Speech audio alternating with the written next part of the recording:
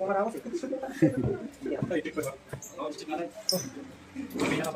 since you are very honest, check your own paper. Pero make sure na i-count yung score nyo, no? Later on, after we'll finish this activity. Yung iba doon. Walang kasya.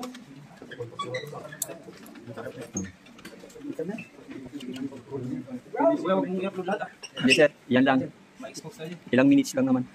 Okay, so first, yun. Ano yun? Ha? PVC connectors. Ngayon, medyo kailangan natin ng medyo specific kasi maraming mga magkakapareha. So yung specific name. Kasi pag sabi mo PVC connector, pwedeng ito yung bigay. Kunin lahat. Okay? So yung sagot doon, si CPC connector or adapter. CPC. Or curvy-type plastic conduit adapter or connector. Yan. No? Ito. 1/2 ang size. 1/2. Okay? So 1/2, ano to? Merong kung ito, merong parang bushing na papasok dito, no? Para mag-lock doon sa may box. Kuha dyan, no? Pero mag-receive sa loob. Then meron ding lock ito. May lock siya. Pero yung iba ngayon, naka-permanent na dyan. Inuga mo na lang para matanggal yung hose, no? So may nailalagay dito. Then ganun din dito. Now, 1/2 CPC connector or flexible, kung meron nagsagot ng flexible hose na PVC, no?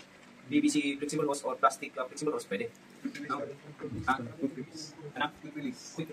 PVC. Meron dito kasi ito eh. No? Meron dito mga adapter connector din. So, kung plastic, flexible plastic conduit, pwede. No? Saan mo isang fittings? Ha? Saan mo fittings? Bitin? Ay, fittings. Anong fittings lang? 1/2 orange. Orange. Ay, magkiwalay dito. Next. Female DC adapter.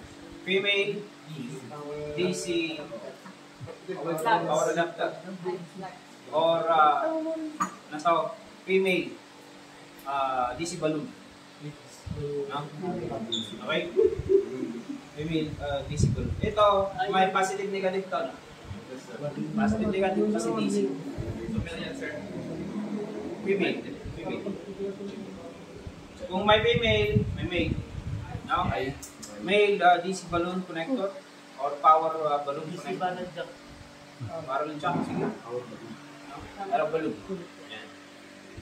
Yan yung para siya. Parang naka-RCA. No? Hello my guys. Next, ito. 360. Ano pag i-twist mo yan, naging 360, naging 260 pa nga.